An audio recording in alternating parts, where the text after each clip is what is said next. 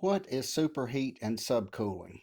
Simply, with a split unit, superheat and subcooling, it gives an overall picture of the how well the system is functioning and to what degree it is functioning. So, if your system is functioning correctly, your superheat subcooling may be in. But let's just say we take the manifold gauge, the old gauges. The new gauges may calculate these for you. But if you wanted to manually calculate these, say we had a set of manifold gauges, this would be the red, this would be the blue, high pressure, low pressure. This would be the uh, okay, so we take and we put the temperature probe onto the discharge line. We put the temperature probe onto the suction line. We get the temperatures of both of these while the system has been running, say, for 15, 20 minutes.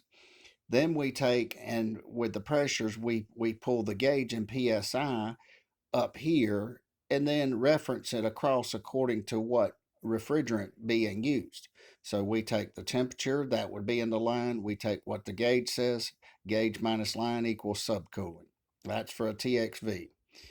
For the superheat, we take the line temperature minus what the gauge is PSI, referencing across what refrigerant you're using, whether it be 410A, R22, whatnot.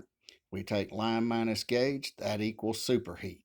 So again, and this would be on the low pressure side, the hot would be here. If one takes their hand and puts it there, many times there's an insulation around this pipe, but if you took your hand while the system was running and put your hand onto this line here, and if it felt cool to the touch like a soda can without anything, without any ice on the line itself, then one may that's a quick way to determine if the system if it feels cool inside.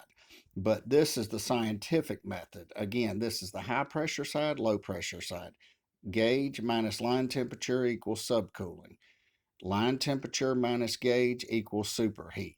So, and if you get the superheat correct, 12 to 15 degrees, maybe 10 degrees subcooling on this side. If these are correct, your system should be functioning properly. Again, this is superheat and subcooling, a way to calculate.